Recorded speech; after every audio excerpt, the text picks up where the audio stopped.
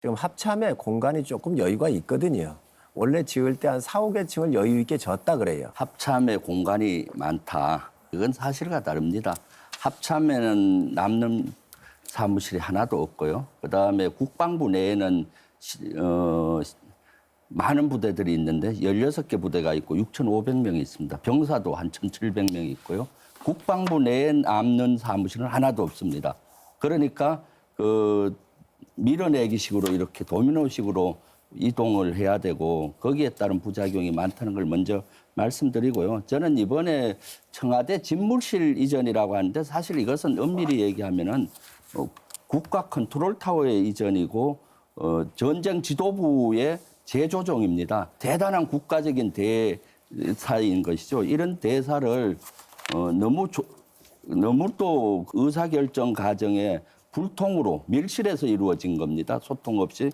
그리고 추진 과정에서도 2, 3개월 이내에 이루다 보니까 부작용이 너무 많고 공백이 많죠. 안보 공백과 국정 공백이 일어나는 겁니다.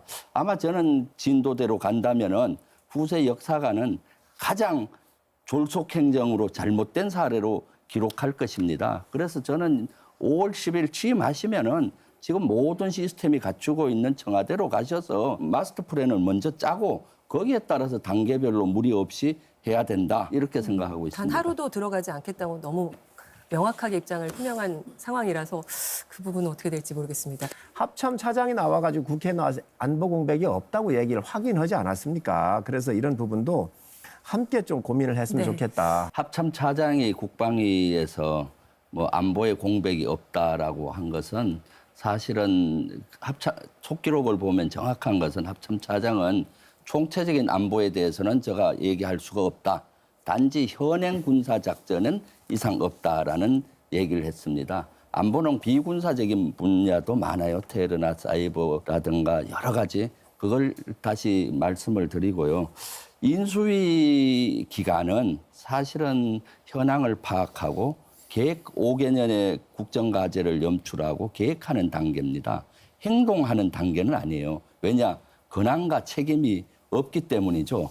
지금 어떤 일이 일어난다면 문재인 대통령이 모든 권한과 책임을 갖고 있는 거잖아요. 그런 이 단계에서 부대를 국방부를 어디로 이전하라, 합참을 어떻게 하라, 이건 행동하는 단계에 있거든요. 그러다 보니까 지금 국민적인 우려가 있고 혼란이 일어나는 거죠. 그것도 지금과 같은 4월, 5월 지금 엄청난 안보 위기 상황입니다. 북한이 ICBM을 사격을 했고 또 4월 달은 4월 15일이 어떻습니까? 김일성 생일 110주년이고요. 또 4월 25일은 북한군 창건 네. 90주년이고 또 우리 한미 연합훈련을 하고 정권 교체기가 있고요. 이런 안보 시국에 이렇게 이러한 것을 하는 것은 맞지 않죠. 그래서 인수위 단계에서는 마스터 플랜을 짜고 그다음에 국민적인 공감대를 갖는 과정을 거치면은 국민으로부터 환영을 받을 텐데 지금 이런 인수위 기간부터 혼란을 갖고 오는 이런 것들은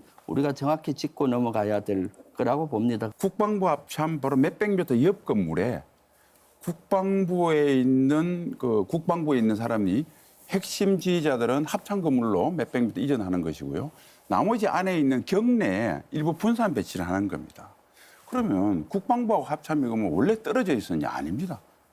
2012년까지는 같은 건물에 있었어요. 왜 이게 2012년부터 분할이 됐냐면 전작권 전환 때문에 연합사가 합참으로 오려고 하니 도대체 지금 가진 건물로는 국방부 합참 연합사가 같이 들어갈 공간이 없으니 군사지원 합참이 신청사를 만든 거거든요. 지금 인수위나 당선인이나 신 의원님이나 다 현상 진단부터 잘못된 거예요. 2012년도에 국방부에서 합참 건물이 짓고 들어갈 당시에는 연합사가 들어가는 계획은 전혀 없었어요. 왜냐? 그때는 전작권 전환을 염두에 두고 건물을 지었기 때문에 2012년도 당시는 연합사를 해체하고 그때는 우리가 단독으로 전시작전권을 하고 미군들 독립 병행하는 걸로 돼 있어. 그럼 협조단이 있는 거죠. 협조단만 8층 건물을 쓰는 걸로 돼 있었고 나머지는 꽉 찼죠. 그때 저는 합참의 완스타 준장으로서 전략기획 차장을 했어요. 이때 의장님하고 수없이 토의를 했습니다. 그 공간도 부족해서 1, 2년 후에 옆에 새로운 빌딩을 지어서 전쟁 모의센터를 만들어서 거기도 수백 명이 근무해요. 그래서 합참에 건물이 하나도 없는데 연합사는 그때 아예 고려도 안 했는데도 불구하고 합참 연합사가 들어가는 걸로 고려해서 여러 층이 비어 있다. 이 현상 진단부터 잘못했기 때문에 지금 국방부나 합참이나 거기 있는 16개 부대들이 도미노식으로 일전을 해야 되니까 멘붕이 와 있습니다. 제가 이걸 팩트 체크를 몇 번 해줬는데도 아직도 그걸 안 받아들이니까 너무나 참 안타깝습니다. 지금 윤 당선인이 하려고 하는 것은 세 지역을 운용을 합니다. 여 밑에 보면 국방부에 이제 집무실을 두고요. 한남동에 관저를 두고요. 3.2km 지점에. 그리고 또 국빈 방문 때는 영빈관도 쓰겠다고 했습니다. 그러니까 뭐 문제되면은 이거 하겠다 하고 우왕좌왕하고 있는 거죠. 이 세 군데를 다 사용을 해야 되기 때문에 광범위하게 지금 이런 걸 운용을 해야 되잖아요. 그렇게 되면 어떻게 되느냐. 정부는 컨트롤타워 역할을 하지 않습니까?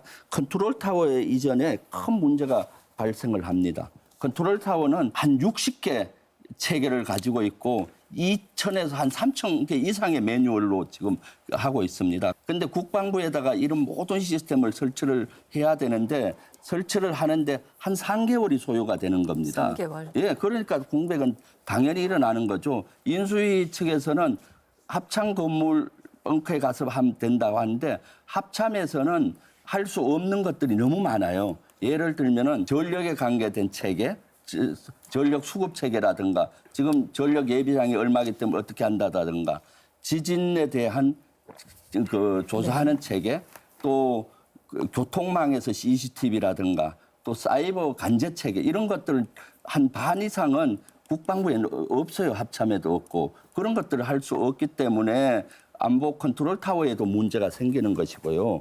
그다음에 이제 방호와 경계 문제에 있어서 조금 전에 말씀했듯이 3개 지역에서 하려면은 경계나 방호가 3배나 늘어나는 거죠. 그리고 거기는 국방부가 그동안 군 부대였기 때문에 그 이상 없다고 하는데 방호와 경계의 강도는 청와대가 100이라면은 국방부 합참 지역은 한 30에서 40 정도밖에 안 돼요.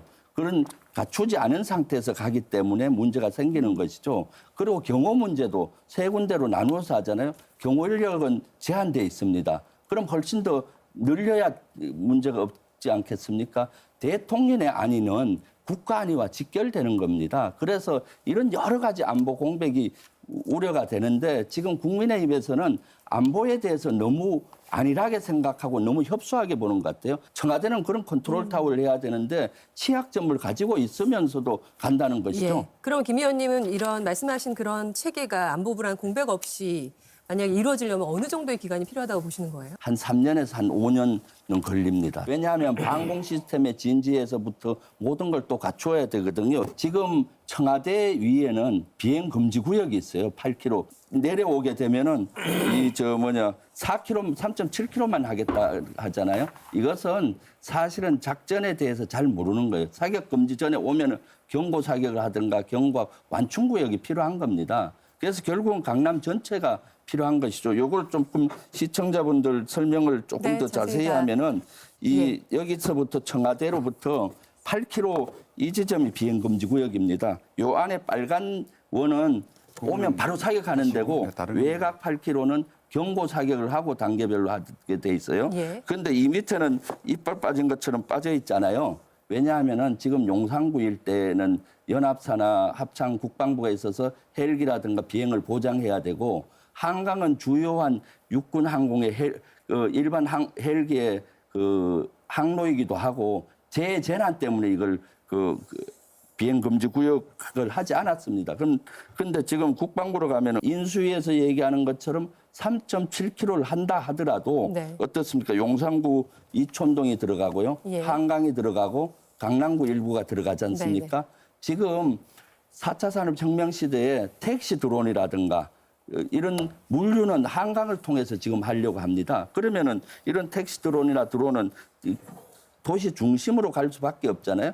그런 여러 가지 문제들이 노정이 되는데도 불구하고 그리고 방공하려면 방공 진지를 네네. 이전해야 되는데 예. 이런 걸 안 하고 가서 보완을 하겠다니까 저는 우려를 하는 네. 겁니다. 대통령의 책임과 임무는 막중하다고 봅니다. 5월 10일 날 청와대를 개방하는 것보다 훨씬 더 중요하죠.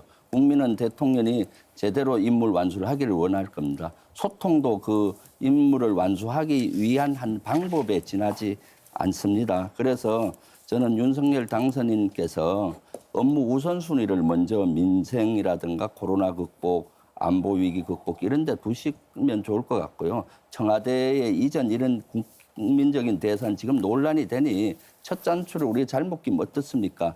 다시 계속 잘못 낄 수가 있으니까 다시 원점에서 이것을 복합적으로 그 총체적으로 마스터 플랜을 짜서 하면은 누구 민주당이든 문재인 대통령도 적극 협조하지 않겠습니까? 예. 네.